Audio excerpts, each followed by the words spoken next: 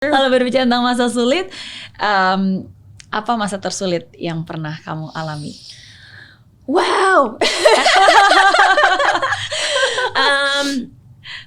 Here's the thing. I'm so grateful bahwa lagi-lagi dalam 3 tahun terakhir aku belajar untuk bisa menunjukkan dunia sisi vulnerableku. Kalau dulu yang orang lihat hanya sisi kuat dan sisi ya robot lah, itu aku bilangnya robot. Yeah. Karena memang kamu purposely project that to the world kan. Yeah. Jujur, aku ngerasa bahwa dalam jangka hidup aku sejauh ini, aku udah mengalami 3 kehidupan berbeda. I've lived 3 different lives. Karena Maksudnya?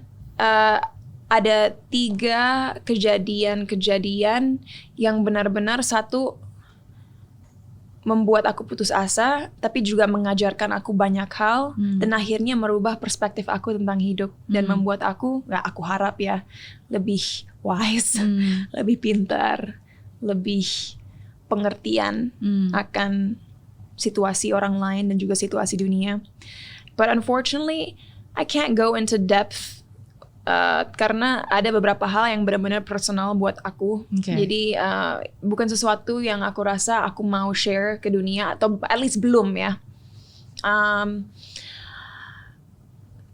Tapi mungkin salah satunya adalah, ini buat aku pribadi, mungkin orang nggak ngeliatnya gini ya, tapi salah satunya adalah waktu kembali ke Indonesia tahun 2019.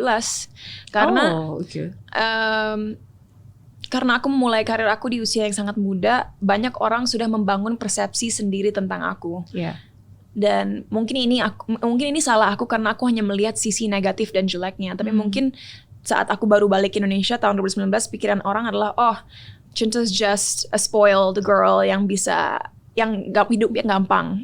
Atau Cinta terkenal karena blasteran. Atau Cinta terkenal karena ya hal-hal viral yang terjadi di masa lalunya gitu. Just stuff that's always trying to bring me down gitu. Yang orang udah melabel itu dari sebuah sejak kamu image yang nggak remaja. bisa lepas dari nama aku, dan itu bikin aku frustasi. Dan sempat tahun 2019 masuk ke 2020, when I was finally being myself dan bisa mengambil keputusan dalam segala hal yang aku kerjakan, aku sempat doubting, aku sempat mempertanyakan diri aku sendiri. Aku sempat mikir, okay, you know what, is it worth it untuk kembali ke dunia entertainment? Apa mungkin aku keluar negeri lagi aja ya, sekolah lagi aja ya? Tapi aku tahu bahwa dengan aku misalnya keluar negeri dan sekolah lagi, itu hanya pelarian. And I'm not facing my fears, I'm not facing the obstacles that I'm facing, and I'm not a coward. Dan aku ingat waktu baru pulang ke Indonesia, dari segi musik, itu untuk pertama kalinya aku dari pembuatan lirik sampai setiap instrumen, sampai setiap ketukan, sampai font, cover art, sampai posternya, semua itu aku ikut turun tangan dan mengkonsepkan. Bahkan mungkin sampai sekarang orang nggak tahu kalau aku bikin video klip kayak Markisa kemarin yang alhamdulillah menang AMI Awards, Anugerah Musik Indonesia, itu yang bikin konsep dan decknya itu aku.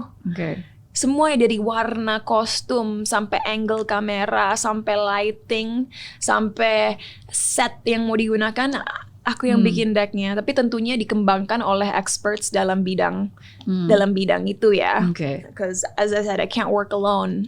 But the ideas stem from me gitu. Sama dengan aku nonton sedikit cuplikannya pas lagi Eka sama kamu lagi ngedit. Di sorry. Yang aku nge-comment never ending revision. But it's good. That means like it shows that you are very perfectionist. Very maksudnya ini benar-benar karya yang memang ingin kamu banggakan. Tapi nggak gitu. usah karya sebesar itu. Podcastku Bicara Cinta. Setiap pertanyaan aku yang tulis. Setiap game aku yang konsepin. Editing aku yang mengedit detik per detik. Apa yang di take out. Sampai tulisan caption itu aku yang tulis. So I do because I'm such a perfectionist, I do everything myself. Dan kenapa bisa se-extreme itu? Karena aku rasa semuanya datang dari masa kecil aku, di mana aku merasa diremehkan, sehingga sekarang di usia dewasa, I feel like if I don't do everything myself, if I don't show the world who I really am, nanti aku akan selamanya di label seperti itu. And again, it's wanting to prove myself kan. Dan kembali ke pertanyaan kenapa itu titik terendah, karena sempat aku berpikir orang-orang gak akan pernah berubah cara berpikirnya tentang aku, and this is all for nothing. But I was wrong, and I'm so glad I listened to my manager. Jadi aku punya manager namanya Debbie. She's amazing. She's like my second mom. Dan dia bilang, enggak Cinta, focus on yourself. Stop looking out. Look within. Yeah. Berhenti melihat keluar. Lihat ke dalam diri sendiri. Kerjain aja, lakukan apa yang membuat hati kamu bahagia, lakukan segala hal dengan sungguh-sungguh, dengan sincerity. Yeah. And she was right. Look at us now, 2022, dan bersyukur sekali. Aku sangat melihat perubahan drastis dalam bagaimana orang melihat aku. Betul. Bagaimana aku melihatnya dari aku diundang ke berbagai event-event yang bisa dibilang sangat serius dan penting ya.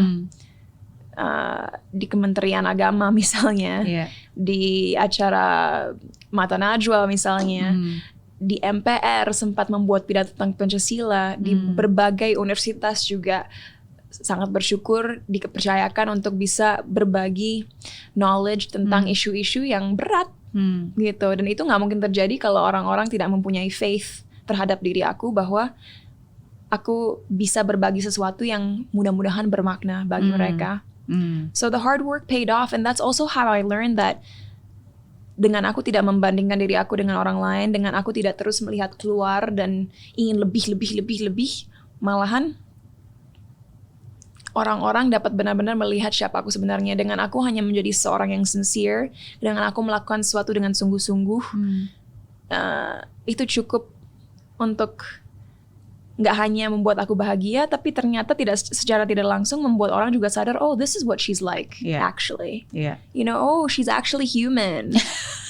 I get that a lot. A lot of people think I'm not human gitu. Okay. Which is my fault lagi-lagi, karena memang defense mechanism aku saat tumbuh besar. Kenapa orang berpikir kamu is not human? Is it because I never show weakness? Too perfect gitu, terlalu sempurna? Aku nggak ngerti ya kalau orang bilang aku sempurna.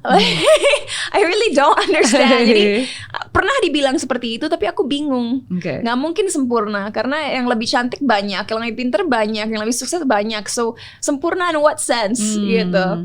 Tapi lebih ke karena defense mechanism aku memang untuk selalu tidak pernah menunjukkan rasa sakit, tidak pernah menunjukkan kekecewaan, tidak pernah menunjukkan rasa sedih. Maybe that's what made people think I'm not really human gitu. Dan buat aku segala hal itu mudah, padahal enggak. And my biggest fear berubah sih dari waktu ke waktu.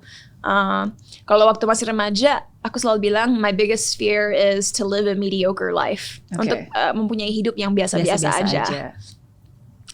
Sekarang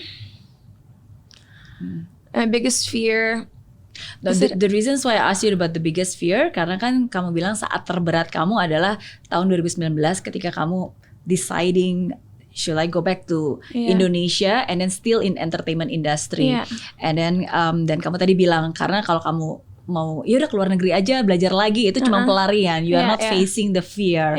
So makanya tadi aku nanya what is the fear that you are facing pada saat itu yang akhirnya kamu memutuskan I'm going to face. Diremehkan orang. Pada saat itu kayaknya. Sekarang kesimpulannya adalah diremehkan orang dan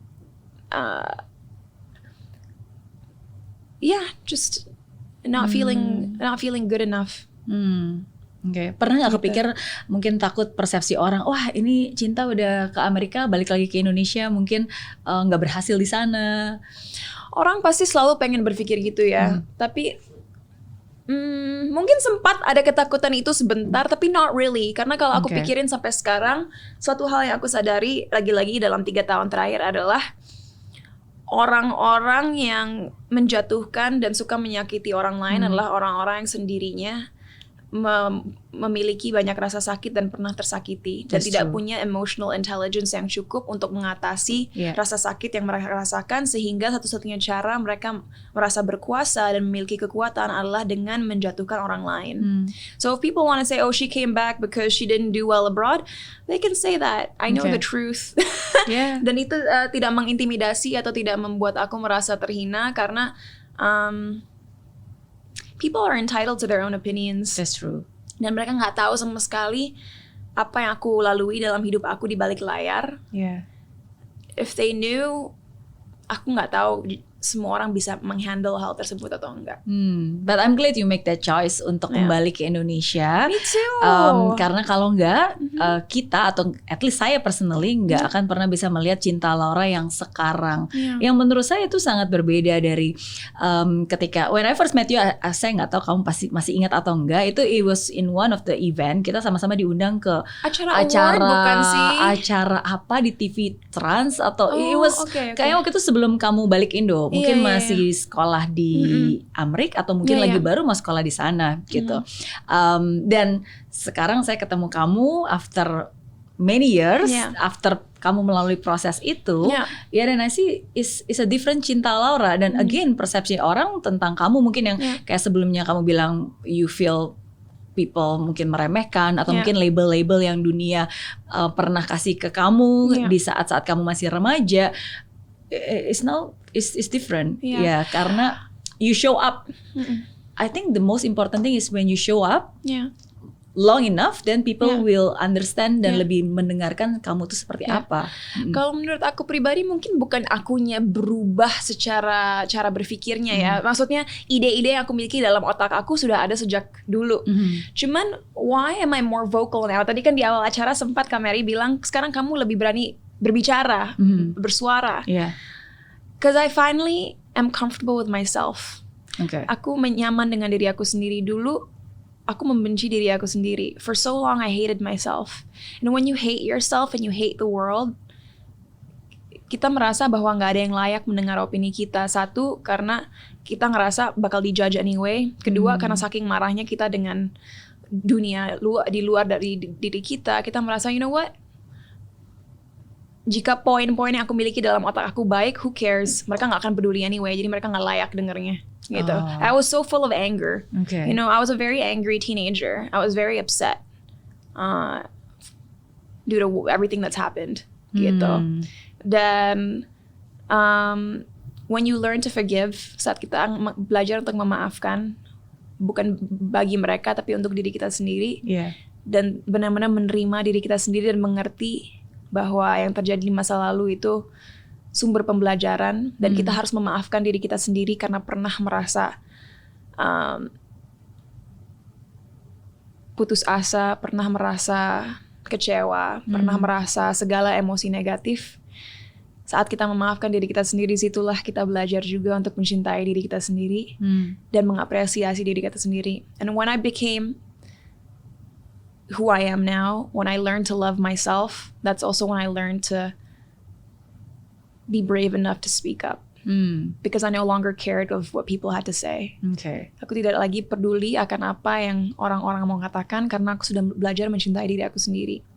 Dan dengan rasa cinta yang aku miliki terhadap diri aku sendiri, disitulah aku juga belajar membagikan cinta itu kepada orang lain. Because when you don't love yourself, you can't love other people. And you can't spread the love. You know? So that's why I always say, learn to love yourself first. Karena hanya dengan cara itulah kita benar-benar bisa berkarya dengan sungguh-sungguh, berbuat baik dengan sungguh-sungguh, dan juga mempengaruhi orang-orang di sekitar kita dengan baik sepenuhnya. Kapan titik balik di mana kamu memutuskan that decisions that okay, I have to forgive myself, I have to learn to love myself. 2020 itu aku ingat September 2020 kayaknya kita lockdown kedua kalinya deh. Aku lupa sih kapan lockdown kedua. It feels like it was so long ago. Aku ingat aku lagi di kamar aku, lagi down, lagi nonton Sakura the Cardcaptor. Throwback. Throwback ke masa anak-anak nonton Sakura the Cardcaptor. Itu anime by the way untuk yang nggak tahu. Dan aku sempat waktu masih kecil inget naksir sama cowoknya di kartun itu namanya Shaoran. Shaoran Lee. Dan tiba-tiba nostalgia tuh, oh ini ya rasanya naksir sama seseorang, ini ya rasanya berbunga-bunga. And then I was like, wow, why don't I feel this way anymore? Why don't I feel anything? Sampai nyampe juga titik di mana aku bilang ke diri aku sendiri, you know what? Kalau aku untuk selamanya menjadi independent woman yang berkarir dan sukses dalam segala bidang, aku rasa aku nggak perlu menemukan yang namanya cinta sejati atau memiliki partner. I was so comfortable just being alone dan nggak punya rasa takut sedikit pun di kepala aku bahwa hidup sendiri selamanya tuh serem gak ya? Never, because I'm like, you know what? Even if I'm alone, I still have friends. Yeah. I still have the people I work with. Yeah. I don't need love from a partner. Yeah. Because I don't need a partner. Itu mentality aku. Dan saat aku ngomong gitu ke diri aku sendiri dan sempat ngomong ke teman-teman terdekat soal filosofi hidup itu juga, aku tahu mereka ngelihat aku langsung ketakutan. It's like, oh no, she's turning into an ice queen. Hatinya beku. Okay. Gitu. Okay. Conceal, don't feel. Yeah, gitu kan? like I don't feel anything. Tapi untuk tidak merasakan apapun, untuk hatinya beku itu empowering juga loh. Tapi empowering secara negatif. Yeah. But then lagi-lagi karena kita semua lockdown dan stuck di rumah, aku orangnya kan sangat introspective. I talk to myself a lot. In my head I'm always having a conversation. Aku selalu bilang ke teman-teman terdekat aku, kepala aku itu seperti round table discussion yang nggak pernah berhenti. Ada perbincangan di situ. Okay. And then I was like, but this is not normal. Untuk beku, untuk nggak ngerasain apapun itu bukan sebuah hal yang normal. Yeah. It's not human, nggak manusiawi. Dan gak baik Gitu. juga Iya, dan gak baik juga.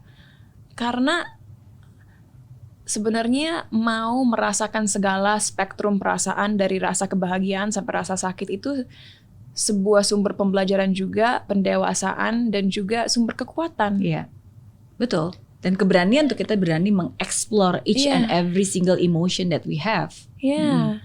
So, I realized that although I felt super powerful, I wasn't human. Dan bukan begitulah caranya hidup. Dengan membekukan diri kita sendiri atau numbing ourselves. Where was I going with this? Essentially, tadi pertanyaan kita di mana ya? Essentially, So in that moment that you make a decision. Yeah. Memutuskan untuk that's it, I have to forgive myself and love myself. Iya, karena aku tahu aku nggak akan benar-benar bisa mengalami hidup seutuhnya kalau aku tidak membiarkan diri aku menjadi manusia yang merasakan segala emosi yang ada di luar sana. And you know, again, I thank God, I feel so blessed bahwa aku selalu memiliki keinginan untuk merubah hal-hal yang aku rasa kurang baik dari diri aku, dan aku mau belajar. Okay. You know, yes, sometimes I can be stubborn, but I'm always listening. Dan aku selalu mendalami dan juga membenahi setiap pikiran yang ada dalam pikiran aku. Yeah. To make sure that I don't become an ignorant person. Yeah. You know? Okay. Gitu. Justru berarti di tengah pandemi, di tengah kesendirian itulah kamu bisa lebih memahami dan menyelami dan akhirnya make the decisions that change your life dan menjadi seperti sekarang. Yeah.